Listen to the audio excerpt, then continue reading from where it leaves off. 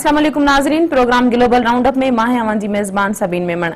नाजरीन, global roundup programme में अवां ॾिसी सघंदा हिकु हफ़्ते दौरान दुनिया जे मुख़्तलिफ़ मुल्कनि में पेश ईंदड़ वाक़िया, उन्हनि सां लाॻापियल ख़बरूं, ब्रेकिंग न्यूज़, तज्ज़िया, तबसरा ऐं दिलचस्प रिपोर्ट्स पिणु अवां ताईं पहुचाईंदासीं। नाजरीन, प्रोग्राम जे शुरू में ॻाल्हि कंदासीं पनाहगीरनि जे हवाले सां। जंग, बदअमनी ऐं बुख खां तंग थी करे केतिरनि ई मुल्कनि जा माण्हू ॿियनि मुल्कनि ॾांहुं लॾ पलाण करण ते मजबूर आहिनि ऐं यूरोप ॾांहुं लॾ पलाण कंदड़ माण्हुनि जी इहा सूरतहाल हंगामी बहरान जी सूरत अख़्तियार कंदी पई वञे। यूरोप जे मुल्कनि में दाख़िल थियण लाइ हंगरी अहम रस्तो आहे, जॾहिं त हंगरी जी इंतज़ामिया पंहिंजी सरहदनि ते कंडेदार तारूं हणी करे पनाहगीरनि जी दाख़िला खे रोकण जी कोशिश कंदे केतिरनि ई माण्हुनि जे मथां ॻोढ़ा गैस जो इस्तेमालु कयो, जंहिंमें केतिरा ई माण्हू ज़ख़्मी थी पिया। हंगरी सर्बिया सां लॻंदड़ पंहिंजी सरहद खे बंदि करे छॾियो आहे। हंगरी जी इंतज़ामिया पनाहगीरनि लाइ सख़्त कानून ठाहींदे चयो आहे त इन सां गैर कानूनी पनाहगीरनि खे रोकण में मदद मिलंदी। हंगरी जे वज़ीर आज़म जो चवणु आहे त सरहदी इलाइक़े में हंगामी सूरतहाल बि लागू करे सघिजे थी। इन नए कानून खां पोइ पुलिस सर्बिया सां गॾु लॻंदड़ उन कंडेदार तार खे पार कंदड़ माण्हुनि खे गिरफ़्तार करे सघे थी। ॿिए तरफ़ ऑस्ट्रिया पिणु ऐलान कयो आहे त पनाहगीरनि जे मसइले खे मुंहुं ॾियण लाइ हू फ़ौज खे पिणु मुक़ररु करे सघनि था ऐं हंगरी सां लाॻापियल पंहिंजी सरहद ते बॉर्डर जे लागू कानून खे सख़्तु कयो वेंदो। ऑस्ट्रिया इहो फ़ैसिलो जर्मनी पारां बॉर्डर कंट्रोल कानून वाज़े करण खां पोइ कयो आहे। यूरोप जा मुल्क वॾे अंग में पनाहगीरनि जे अचण जे करे मुश्किलातुनि जो शिकार आहिनि। केतिरनि ई पनाहगीरनि जी ख़्वाहिश आहे त हू जर्मनी न वञनि। हिकु अंदाज़े मूजिबि हलंदड़ साल ताईं जर्मनी पहुचंदड़ पनाहगीरनि जो तादाद 10 लख थी सघे थो। यूरोपी मुल्कनि जे परॾेही वज़ीरनि जे हंगामी इजलास में यूरोपी मुल्कनि में पनाहगीरनि जी कोटा जे मंसूबे लाइ वोटिंग थियण जो पिणु इम्कान हो। इन मंसूबे मूजिबि 1,60,000 पनाहगीरनि खे यूरोपी यूनियन जे 23 मुल्कनि में विरहायो वेंदो, पर कुझु यूरोपी मुल्क इन मंसूबे जी मुखालिफ़त बि करे रहिया आहिनि। पनाहगीरनि जे बेहिसाब वधंदड़ अंग जे करे ऑस्ट्रिया, जर्मनी, स्लोवाकिया, नीदरलैंड ऐं चेक रिपब्लिक हिन हफ़्ते सख़्त कानून लागू करण जो ऐलान कयो आहे। यूरोपी यूनियन जा कुझु वज़ीर इन कोटा जे मंसूबे ते हिकु जहिड़ाई पैदा करण में पिणु नाकाम रहिया आहिनि। लक्समबर्ग में यूरोपी यूनियन जे सदर जी ऑफिस मां हिकु बयान जारी कंदे उमीद ॾेखारी वई आहे त पनाहगीरनि जी आबादकारीअ लाइ यूरोपी कमीशन जे चीफ पारां ॾिनल तजवीज़नि खे 8 अक्टूबर ते थींदड़ इजलास में कानूनी शक्ल ॾेई सघिजे थी, जॾहिं त स्लोवाकिया जे घरू वज़ीर जो चवणु आहे त कोटा सिस्टम इन मसइले जो हल न आहे। पनाहगीरनि जी वॾे तादाद में जर्मनी वञण जी ख़्वाहिश जे करे जर्मनी चयो आहे त वधंदड़ अंग में ईंदड़ पनाहगीरनि जे करे असीं सख़्त दबाव में आहियूं। जर्मनी जे शहर म्यूनिख जी इंतज़ामिया जो चवणु आहे त वधीक पनाहगीरनि खे अचण जो रस्तो ॾियणु संदनि लाइ मुश्किल आहे। शहर जे मेयर डाइटर रेटर मूजिबि छंछरु ॾिहाड़े 13,000 माण्हू पहुता ऐं हाणे उन्हनि लाइ मसइलो थी वियो आहे। यूरोपी मुल्कनि पारां बॉर्डर ते नओं कानून ठाहिण जे ऐलान खां पोइ गॾियल क़ौमनि जी पनाहगीरनि बाबति एजेंसी UNHCR यूरोपी मुल्कनि ते ज़ोर ॾिनो आहे त हू इन मसइले खे मुंहुं ॾियण लाइ वाज़े हिकमत अमली जोड़नि। इदारे जो चवणु आहे त जिन मुल्कनि में पनाहगीर पहुचनि था उते उन्हनि जी स्क्रीनिंग बहितर नमूने कई वञे। हिकु तरफ़ जिते यूरोपी मुल्क पनाहगीरनि जे संदन मुल्क में अचण ते गिणतीअ में वरितल आहिनि, त ॿिए तरफ़ कुझु मुल्कनि में पनाहगीरनि जी हिमायत में मुज़ाहिरा बि कया पिया वञनि। केतिरनि ई शहरनि में माण्हुनि पनाहगीरनि जी हिमायत में इन योम अमल में हिसो वरितो। लंडन में केतिरनि ई माण्हुनि वज़ीर आज़म जी रिहाइशगाह 10 डाउनिंग स्ट्रीट तरफ़ मार्च कयो। गॾियल क़ौमनि जो सेक्रेटरी जनरल बान की मून पिणु पनाहगीरनि सां हमदर्दी जो इज़हार कंदे चयो आहे त इन मसइले जो जल्द खां जल्द हल ॻोल्हण जी ज़रूरत आहे। नाज़रीन, पनाहगीरनि जो वधंदड़ अंग यूरोप जे मुल्कनि लाइ हंगामी सूरत में बदिलजंदो पियो वञे। पनाहगीरनि जी रिहाइश, दाख़िला, उन्हनि जी खाद खुराक जे बंदोबस्त जे हवाले सां यूरोपी मुल्कनि में सख़्त ॻणती ऐं छिकताण वारी सूरतहाल आहे। नाज़रीन, हाणे प्रोग्राम में ॻाल्हि कंदासीं अमेरिका जी सख़्त ॻणतीअ जे हवाले सां। जी हा, रूस जी शाम में दख़लंदाज़ी ऐं अहम इत्तेहादी हुअण जे करे हिन वक़्तु अमेरिका सख़्त ॻणतीअ में वरितल आहे। अमरीकी परॾेही वज़ीर जॉन केरी तरफ़ां बयान में चयो वियो आहे त शाम जे मसइले ते अमेरिका रूस सां फ़ौजी मुज़ाकरात ते गौर करे रहियो आहे। जॉन केरी तरफ़ां इहो बयान तॾहिं साम्हूं आयो आहे जॾहिं रूस मुसलसल शाम में पंहिंजी फ़ौज में वाधारो करे रहियो आहे। जॉन केरी पंहिंजे रूसी हम मनसब सर्गेई लारोव सां फ़ोन ते ॻाल्हि ॿोल दौरान चयो त हू इन बाबति जामे ऐं वाज़े तौरु ॼाणणु चाहिनि था त रूस जा कहिड़ा इरादा आहिनि। अमरीकी परॾेही वज़ीर चयो त रूस खे वाज़े करणो पवंदो त संदन इरादा कहिड़ा आहिनि ऐं ग़लतफ़हमियुनि खे ख़तमु करणो पवंदो। केरी मास्को जे शाम में वधंदड़ दख़लंदाज़ी ते लारोव खे ख़बरदार कंदे चयो त रूस पारां शामी सदर बिशारुल असद जी हिमायत जारी रखण जी सूरत में इंतहा पसंदी ख़िलाफ़ असांजी हलंदड़ वेढ़ ऐं उन जो मक़सद कमज़ोर थी सघे थो। रूस पारां टैंक, फ़ौजी मुशीर, टेक्निकी अमले ऐं सिक्योरिटी अहलकारनि खे शाम मोकिलियो वियो आहे, जिते संदन मक़सद हिकु फ़िज़ाई हवाई अॾो क़ाइमु करणु आहे। वाज़े रहे त शाम जे शहर लाज़किया खे सदर बिशारुल असद जो मज़बूत गढ़ पिणु सम्झियो वेंदो आहे। रूस घणे वक्त खां शामी सदर बिशार अल असद जो हामी रहियो आहे। रूस चवाणी मूजिब त सदन समूरी तवज्जा शाम में इंतहा पसंदन खे शिकस्त ॾियण ते आहे। शाम में 4 सालन खां वधीक वक्त हलंदड़ झेड़े सबब केतिराई माण्हू पंहिंजा घर छॾण ते मजबूर बणियल आहिनि। शामी सदर जो चवणु आहे त माण्हू पंहिंजा घर छॾनि था। इन में संदसि हुकूमत जो को बि ॾोह न आहे। इहो सरासर ओलह जे मुल्कनि जी प्रोपेगेंडा आहे। शाम में केतिरे वक्त खां बिशार अल असद खे हटाइण लाइ बाग़ियुनि जी जंग जारी आहे। बिशार अल असद पंहिंजी हुकूमत जे मुखालिफ़नि लाइ अखर दहशतगर्द इस्तेमाल कंदो रहियो आहे। बिशार अल असद जो चवणु आहे त हू ओलह जे कुझु मुल्कनि जी ख़्वाहिश ते न पर शामी अवाम जे इसरार ते हुकूमत छॾे सघे थो। संदसि चवणो त खेसि अवाम वोट ॾेई चूंडियो आहे ऐं हू तॾहिं इक़्तिदार खां अलॻि थींदो जॾहिं अवाम खांसि अहिड़ो मुतालबो कंदो। इन करे खेसि परवाह नाहे त अमरीका छा थो सोचे या गॾियल क़ौमनि जी सलामती काउंसिल, जेनीवा कॉन्फ्रेंस या जेनीवा उसूल छा था चवनि। शामी सदर अमरीका ते तनक़ीद कंदे चयो त अमरीका जो दाइश ख़िलाफ़ ठहंदड़ इत्तेहाद पिणु हिन वक़्त ताईं को ख़ासि कामयाबी न माणे सघियो आहे। वाज़े रहे त रूस ऐं ईरान शाम जा वेझा रहिया आहिनि ऐं रूस पारां शाम खे फ़ौजी इमदाद बि फ़राहम कई वई आहे। रूस जे सदर व्लादिमीर पुतिन पारां शाम खे रूसी फ़ौजी इमदाद फ़राहम करण जी हिमायत कंदे चयो आहे त संदन मुल्क दहशतगर्दनि जी पाड़ पटण लाइ बिशार अल असद जी हुकूमत जी मदद जारी रखंदो। रूसी सदर जो चवणु हो त शाम जो सदर हक़ीक़ी मुखालिफ़ धुर सां मिली मसइले जो पुरअमन हल ॻोल्हण लाइ तयार आहे। संदसि चवणु हो त आलमी ताक़तनि जी पहिरीं तरजीब शाम में थींदड़ दहशतगर्दी जो ख़ात्मो हुअणु घुर्जे। शाम में बिशार अल असद ख़िलाफ़ सरगर्म बाग़ियुनि खे कुझु ओलह जे मुल्कनि जी हिमायत ऐं मदद हासिल आहे, जॾहिं त शामी सदर इन्हनि ग्रुपनि खे दहशतगर्द कोठींदो रहियो आहे। रूसी सदर पंहिंजे मथां थींदड़ तनक़ीद जी सख़्त मुखालिफ़त कंदे चयो त इहा ॻाल्हि ग़लति आहे त रूस जी मुदाख़लत जे करे शाम में जंग जी सूरतहाल ॾुखी थी आहे ऐं पनाहगीरनि जो तादाद वधियो आहे। इन जो उबतड़ रूसी सदर चयो त अगरि हू शाम में मुदाख़लत न कंदे मदद लाइ न अचे हा त अञा बि ख़राब सूरतहाल हुजे हा ऐं पनाहगीरनि जे अंग में पिणु इज़ाफ़ो थिए हा। रूसी परॾेही वज़ीर सर्गेई लारोव जो चवणु हो त संदन हुकूमत माज़ी में बि शाम खे हथियार फ़राहम कंदी रही आहे ऐं आईंदा बि कंदी रहंदी। ॿिए तरफ़ अमरीकी सदर बारक ओबामा इन ते सख़्त ॻणती जो इज़हार कंदे चयो त रूस जी मुदाख़लत सबब 4 सालनि खां हलंदड़ जंग जो हल कढण में अमरीका ऐं उन जे इत्तेहादनि खे ॾुखियायूं पेश अची सघनि थियूं ऐं संदन कोशिशूं नाकाम थियण जो बि ख़तरो पैदा थी सघे थो। नाज़रीन, शाम में रूस जी मुदाख़लत जे हवाले सां हिकु रिपोर्ट अवां ॾिठी। हाणे प्रोग्राम में ॻाल्हि कंदासीं उत्तर कोरिया जे एटमी प्रोग्राम जे हवाले सां, जंहिं ते पिणु अमरीका सख़्त तहफ़ुज़ात जो इज़हार कयो आहे, पर प्रोग्राम में वक़्तु थियो आहे ब्रेक जो। मिलूं था मुख़्तसिर ब्रेक खां पोइ।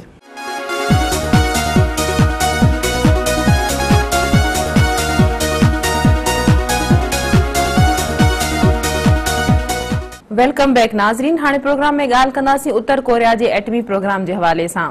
नाज़रीन, उत्तर कोरिया पारां जीअं ई पंहिंजे एटमी प्रोग्राम खे ॿीहर हलाइण जो ऐलान कयो वियो आहे त उन ते अमरीका पारां पिणु फौरन सख़्त रद्दअमल साम्हूं आयो आहे। अमरीका जो चवणु आहे त उत्तर कोरिया खे आलमी क़ानूननि जो एहतराम करणु खपे ऐं दुनिया उत्तर कोरिया खे कंहिं बि सूरत में हिकु एटमी रियासत तौरु नथी ॾिसणु चाहे, जॾहिं त जवाब में उत्तर कोरिया जो चवणु आहे त हू पंहिंजे जोहरी कॉम्प्लेक्स में मामूल जे ऑपरेशन्स खे ॿीहर शुरू करे रहिया आहिनि ऐं ख़बरदार कयूं था त असां कंहिं वक़्तु बि अमरीका ख़िलाफ़ जोहरी हथियारनि जो इस्तेमाल करे सघूं था।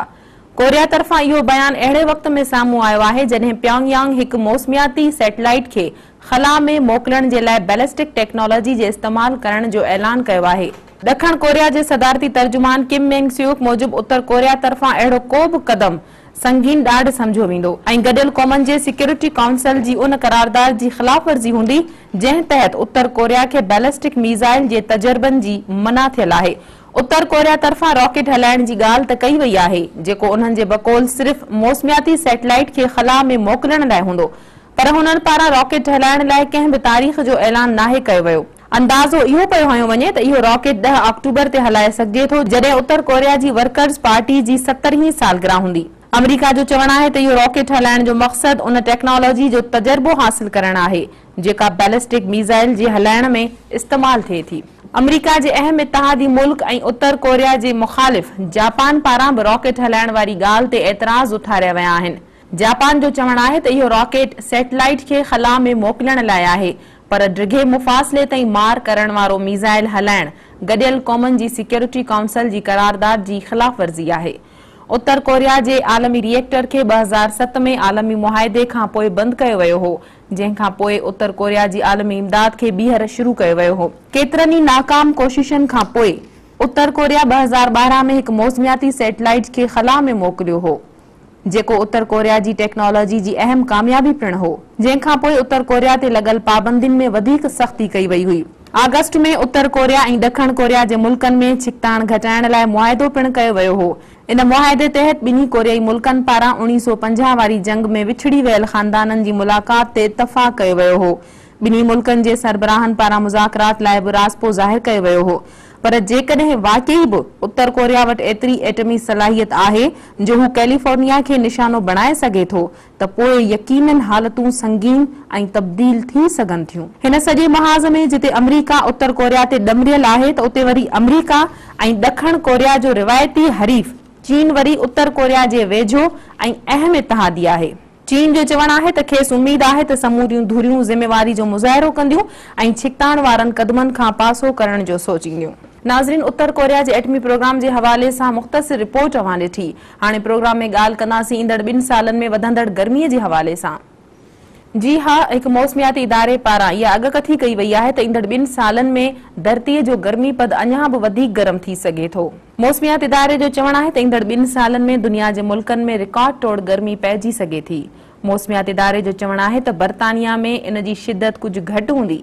इदारे ख़बरदार कयो आहे त आलमी सतह ते ईंदड़ 2 सालनि में वधंदड़ गर्मीअ जो सबब ग्रीन हाउस गैसनि जो वधणु आहे, जंहिं जे करे माहौलियात में तब्दीलियूं शुरू थी चुकियूं आहिनि ऐं इन सां माहौल जो कुदरती निज़ाम बि मुतासिर थी रहियो आहे। मौसमियात जे इदारे पारां थींदड़ तहक़ीक़ मूजिब ईंदड़ 2 सालनि में धरती अञा वधीक गरम थींदी।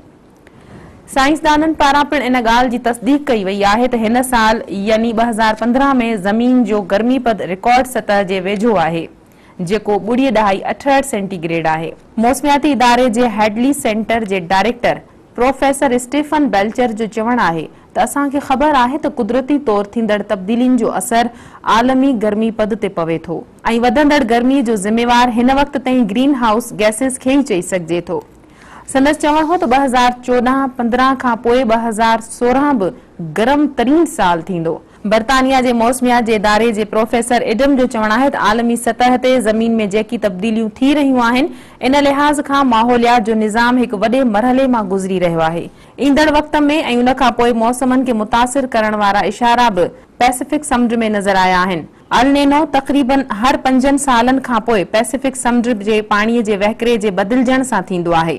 इन सां ख़ुश्क इलाइक़नि में बरसात ऐं वधीक बरसाती इलाइक़नि में ख़ुश्क मौसम थींदो आहे। इन सां ज़मीन जो गर्मी पद पिण वधी वेंदो आहे। इन तब्दीली जो ॿियो वॾो असर एटलांटिक ओशियन जे गर्मी पद जी तब्दीलीअ जो बि सबबु थी सघे थो। गुज़रियल केतिरनि ई ॾहाकनि खां उते शदीद थधि रही आहे, पर आहिस्ते आहिस्ते इहो गरम थी रहियो आहे, जंहिं जे करे बि दुनिया में गर्मीअ में इज़ाफ़ो थींदो पियो वञे। साइंसदाननि जो चवणु आहे त खेनि वेझड़ाईअ में इहा मालूमात हासिल थी आहे त कीअं न इंसानी क़दम इन्हनि ॿिन्ही समुंडनि में तब्दीलियूं आणे रहिया आहिनि। साइंसदाननि जो चवणु आहे त खेनि जेका ॻाल्हि सम्झ में अचे थी सा आहे उन्हनि ॿिन्ही विच में मुक़ाबिलो। तजियो कंदड़ चई सघनि था त इन जो मतिलबु इहो आहे त यूरोप वधीक थधो हूंदो ऐं उते गर्मियुनि में बरसात बि घटि पवंदी। नाज़रीन, ईंदड़ साल वधीक गर्मी पवण जे हवाले सां साइंसदाननि ऐं मौसमियाती इदारे जी रिपोर्ट अवां ॾिठी। हाणे प्रोग्राम में ॻाल्हि कंदासीं अमरीका में रहंदड़ उन अहमद नाले छोकिरे जी, जंहिंखे सोशल मीडिया ते संदसि घड़ी बाबति घणी पज़ीराई त मिली आहे, पर इन घड़ीअ जे करे खेसि तमामु घणी मुसीबत मां पिण गुज़रणो पियो। सोशल मीडिया ते हिन वक़्तु चर्चो हली रहियो आहे अहमद जो, जंहिंखे पंहिंजी ठाहियल घड़ी स्कूल खणी वञणु महांगो पइजी वियो। अमरीका जी रियासत टेक्सास जे शहर अरोंग में मैक आर्थर हाई स्कूल जो शागिर्द 14 सालनि जो अहमद उस्तादनि खे मुतासिर करण लाइ पंहिंजी ठाहियल घड़ी खणी जॾहिं स्कूल पहुतो त स्कूल इंतज़ामिया इन घड़ीअ खे बम सम्झी फौरन पुलिस खे फोन कयो ऐं अहमद खे हथकड़ियूं हणी खेसि ॿारनि जी जेल मोकिलियो वियो। अहमद जी घड़ी ठाहिण वारो मामलो मीडिया ते अचण खां पोइ सख़्त तनक़ीद पिण कई वई। अहमद जा फिंगर प्रिंट्स वठण खां पोइ जॾहिं इहो मामलो क्लियर थियो त अहमद मां को बि ख़तरो नाहे त खेसि आज़ाद कयो वियो। अहमद जी ठाहियल घड़ी जी मुख़्तलिफ़ माण्हुनि पारां साराह कंदे संदसि तारीफ़ कई वई आहे। उन्हनि माण्हुनि में नासा जा साइंसदान, फेसबुक जो CEO मार्क ज़करबर्ग ऐं अमरीका जो सदर बारक ओबामा शामिल आहिनि। अहमद जो इन बारे में चवणु आहे त हुन जॾहिं घड़ी ठाही त हू पंहिंजी इंजीनियरिंग जी इहा महारत ॾेखारण ऐं शाबासी वसूल करण लाइ घड़ी स्कूल खणी वियो ऐं पंहिंजे उस्ताद खे ॾेखारी, जंहिं खेसि मुबारक बि ॾिनी। पर जॾहिं ॿिए उस्ताद जे सबक़ विच में घड़ीअ मां बीप जी आवाज़ आई त समझो वियो त अहमद वटि बम आहे अहमद जी ठाहियल इन घड़ीअ में एक सर्किट बोर्ड लगल आहे जंहिंसां लॻंदड़ तारूं डिजिटल डिस्प्ले ताईं वञनि थियूं। सदर बारक ओबामा पारां अहमद खे व्हाइट हाउस अचण जी दावत ॾिनी वई आहे। अमरीकी सदर जो चवणु आहे त हू उन घड़ीअ खे ॾिसणु चाहे थो जेका अहमद पारां ठाही वई आहे। ओबामा ट्वीट कंदे लिखियो आहे त अहमद तोखे शाबाश हुजे, तूं तमामु सुठी घड़ी ठाही आहे। छा तूं इन घड़ी खे व्हाइट हाउस खणी अचणु चाहींदे? ओबामा लिखियो आहे त असांखे तो जहिड़नि ॿारनि जी हिमत वधाइण घुर्जे त जीअं ॿियनि ॿारनि खे बि इन सां दिलचस्पी थी सघे ऐं हू पिणु अहिड़ा कारनामा करे अमरीका खे कारआमद ऐं अज़ीम मुल्क बणाए सघनि था। सिर्फ़ अहमद जो चवणु आहे त घड़ी ठाहिण खां पोइ इंतज़ामिया पारां साणस जेको वर्ताव कयो वियो इन ते हू सख़्त दुख में वरतल आहे। नाज़रीन, रिपोर्ट अवां ॾिठी अहमद नाले उन छोकिरे जी जंहिंजी ठाहियल घड़ी जे हवाले सां सोशल मीडिया ते घणो चर्चो त रहियो, पर इहा घड़ी ठाहिण अहमद खे महांगी बि पइजी वई। नाज़रीन, हाणे प्रोग्राम में ॻाल्हि कंदासीं नए मालियाती साल जे हवाले सां। अमरीका में शुरू थींदड़ नए मालियाती साल जे हवाले सां वफ़ाक़ी शहर जा मुलाज़िम ॻणतीअ में वठिजी विया आहिनि। 1 अक्टूबर खां नओं माली साल शुरू थियण शर्ती अमरीका जे गादी वारे शहर वाशिंगटन में वफ़ाक़ी हुकूमत जी इम्कानी या आज़माइशी शटडाउन ॼण त मामूल या सालियानी रस्म बणिजी चुकी आहे। सेप्टेम्बर जे शुरूआत में वफ़ाक़ी मुलाज़िम इन ॻाल्हि जे करे परेशान आहिनि त जेकॾहिं हुकूमत बंदि थी वई त हू पघार खां सवाइ कीअं गुज़ारो कंदा, जेकी कंपनियूं वफ़ाक़ी हुकूमत ते नथियूं भाड़िन। मुलाज़िमनि जो चवणु आहे त वफ़ाक़ी इदारनि खे ज़रूरत आहे अहिड़े हंगामी मनसूबे ठाहिण जी जंहिंसां हू ॼाणे सघनि त उन्हनि जे लाइ कहिड़ा मुलाज़िम ज़रूरी आहिनि, जॾहिं त सियाहनि खे पिणु अहिड़ी सूरतहाल में मुश्किल जो मुंहुं ॾिसणो पइजी सघे थो छो त हू अहिड़ा खोड़ सारा तफ़रीह मार्ग न घुमी सघंदा जेके हू ॾिसण लाइ अचनि था। सनती शहर कोठियो वेंदड़ वाशिंगटन जो कारोबार वफ़ाक़ी हुकूमत जे चौधारी घुमे थो। हिते हुकूमत जो बंदि थियण हिकु तमामु वॾो वाक़ियो आहे, पर हिन साल हुकूमत जे बंदि थियण जो ख़दशो तोणी जो तमामु घटि आहे। कांग्रेस वटि सेप्टेम्बर ताईं बजट ते इतफ़ाक़ राय पैदा करण जो वक़्तु आहे। जेकॾहिं कांग्रेस इन में नाकाम थी वेंदी त पोइ वफ़ाक़ी हुकूमत खे कांग्रेस इन में नाकाम थी वञे थी त पोइ वफ़ाक़ी हुकूमत खे शटडाउन जो मुंहुं ॾिसणो पइजी सघे थो। बजट ते थींदड़ मुज़ाकरात में केतिरा ई मसइला आॾो अची सघनि था, पर सभ खां अहम मसइलो औरतुनि जी सिहत जे हवाले सां प्लेंटेड पेरेंटहुड आहे ऐं अमरीका जी मुख़ालिफ़ रिपब्लिकन पार्टी इन इदारे जे बजट जे हवाले सां पहिरीं सख़्त ॻणतीअ जो इज़हार करे चुकी आहे। सदर ओबामा उम्मीद ज़ाहिर कई आहे त कांग्रेस न रुॻो हुकूमत जे कारोबार खे जारी रखंदी, पर इन हवाले सां इन कारोबार खे हिकु क़दम अॻियां वधाईंदी ऐं इक़्तिसादी तरक़ी जे हवाले सां बहितर क़दम खणंदी। जेकॾहिं हुकूमत बंदि थी वेंदी त 3 सालनि में इहो 2 दफ़ा थींदो। 2013 में भी ऐवान सां लाॻापियल रिपब्लिकन मेंबरनि सदर बारक ओबामा जे सिहत जे हवाले सां खजंदड़ क़दमनि ते सख़्त तनक़ीद कई हुई, जंहिंखां पोइ 16 ॾींहनि ताईं वफ़ाक़ी हुकूमत जे इदारनि खे बंदि कयो वियो हो। वफ़ाक़ी हुकूमत जे जिन मुलाज़िमनि खे नौकरीअ मां कढियो वियो हो उन्हनि जी तनख़्वाहनि जो नुक़सान हुकूमत खे घटि में घटि $66 लख थियो हो ऐं उन दौरान सिहत जे प्रोग्रामनि जी निगरानी ऐं टैक्सनि जी वापसी जे अमल खे पिणु रोकियो वियो हो। नाज़रीन, वाशिंगटन में 1 अक्टूबर खां पोइ छा सूरतहाल हूंदी इहो त 1 अक्टूबर ते नओं माली साल शुरू थियण खां पोइ ख़बर पइजी सघंदी। पर हाणे प्रोग्राम में ॻाल्हि कंदासीं अफ़गानिस्तान जहिड़े मुल्क जी जिते मौसीक़ी ते केतिरियूं पाबंदियूं लॻण खां पोइ हिकु अहिड़ो इदारो क़ाइमु कयो वियो आहे जेको मौसीक़ी खे हथी ॾियण में अॻु भरियो रहियो आहे। अफ़गानिस्तान जी बदिलजंदड़ हालतनि सां गॾु मुआशरे में औरतुनि जी तरक़ी ऐं हक़नि ते बि कमु कयो पियो वञे ऐं इन जी मुनफ़रिद मिसाल अफ़गान कॉलेज आहे जेको नौजवान औरतुनि खे मौसीक़ी जी आछ ज़रिए सुठी ज़िंदगी गुज़ारण जो मौक़ो फ़राहम करे रहियो आहे। अफ़गानिस्तान नेशनल इंस्टीट्यूट ANIM हिकु ख़ुदि मुख़्तियार कॉलेज आहे जंहिं मुल्क जे महरूम ऐं पीढ़ियल तबिके सां तालुक़ रखंदड़ छोकिरियुनि ऐं छोकिरनि खे मौसीक़ीअ जे ज़रिए उन्हनि आॾो ईंदड़ चैलेंजिस खे ख़तमु करण जो हिकु तरीक़ो रखियो आहे। इहो इदारो ख़ासि तौर ते रोडनि ते रहंदड़ ॿारनि ऐं परे जे पुठिते पियल इलाइक़नि सां तालुक़ रखंदड़ उन्हनि ॿारनि खे अफ़गानिस्तान जी रिवायती मक़ामी मौसीक़ी ऐं ओलह जी क्लासिकी मौसीक़ी जी तरबियत ॾेई रहियो आहे ऐं ग़रीब छोकिरनि ऐं छोकिरियुनि खे ईंदड़ मुस्तक़बिल में मौसीक़ार ठहण जो मौक़ो ॾेई रहियो आहे। हिन कॉलेज में घटि 200 खां वधीक छोकिरा ऐं छोकिरियूं पढ़ी रहिया आहिनि, जॾहिं त कॉलेज जी इंतिज़ामिया जो चवणु आहे त हू ख़ासि तौर ते छोकिरियुनि जी हिमत खे वधाइण चाहिनि था त जीअं उहे अॻिते अची सघनि ऐं हिते पंहिंजो मुस्तक़बिल ठाहे सघनि। संदन चवणु आहे त हिन कॉलेज में अधु जे बराबरि छोकिरियूं पिणु आहिनि। हिन कॉलेज जी 3 माड़ इमारत में हिकु वॾो कैंपस, रियाज़ जो कमरो ऐं रिहर्सल जा साउंड प्रूफ कमरा पिणु आहिनि। इन कॉलेज सां गॾु हिकु हॉस्टल खे बि तामीर कयो वियो आहे। इन कॉलेज में दाख़िला वठंदड़ शागिर्दनि खे ऑडिशन जे ज़रिए दाख़िलो ॾिनो वेंदो आहे ऐं मौसीक़ीअ जा सुर सम्झाइण सां गॾोगॾु खेनि रियाज़ी, अंग्रेज़ी, क़ुरान पाक ऐं कंप्यूटर जी तालीम पिणु ॾिनी वेंदी आहे। अफ़गानिस्तान में 1996 खां 2001 ताईं जे विच में इंतहा पसंद नज़रियनि जे करे हिकु हिसे ताईं हिते रिवायती अफ़गान मौसीक़ी ते पिण पाबंदी लॻल हुई।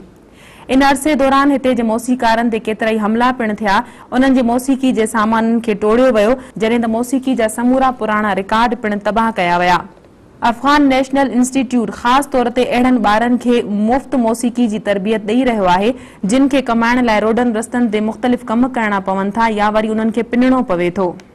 इन कॉलेज में रिवायती मक़ामी अफ़गान मौसीक़ी खां अलावा पश्तो ऐं दरी यानी अफ़गानिस्तान जी ॿिनि बुनियादी ज़बाननि जूं क्लासूं पिण ॾिनियूं वेंदियूं आहिनि। हलंदड़ साल इन कॉलेज मां 36 ग्रेजुएट शागिर्दनि यूनिवर्सिटी में दाख़िलो वरितो ऐं 44 शागिर्दनि 12 मुल्कनि में तालीम हासिल करण जो वज़ीफ़ो हासिल कयो। अफ़गानिस्तान जी मौसीक़ी तमामु घणी मशहूर ऐं तमामु घणी पुराणी रिवायत रही आहे, जंहिंमें सूफ़ी, दरबारी, ज़िक्र ऐं क़वाली समेत मौसीक़ी जा केतिरा ई राग वॼाइण जा फन पिण अची वञनि था।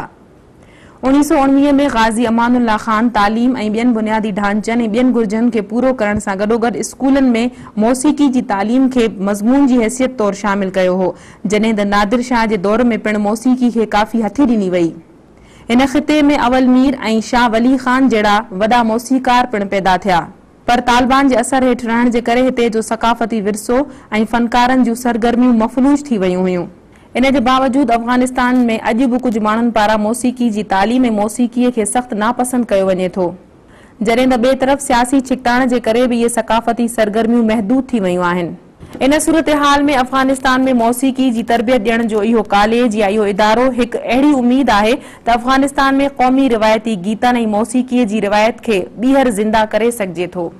नाज़रीन, अफ़गानिस्तान में मौसीक़ी खे हथी ॾियण लाइ हिकु कॉलेज क़ाइमु कयो वियो आहे, जंहिंजी रिपोर्ट अवां ॾिठी। ग्लोबल राउंड अप प्रोग्राम में अॼु एतिरो ई। ईंदड़ प्रोग्राम ताईं पंहिंजी मेज़बान सबीन मेमण खे ॾींदा इजाज़त। अल्लाह वाही।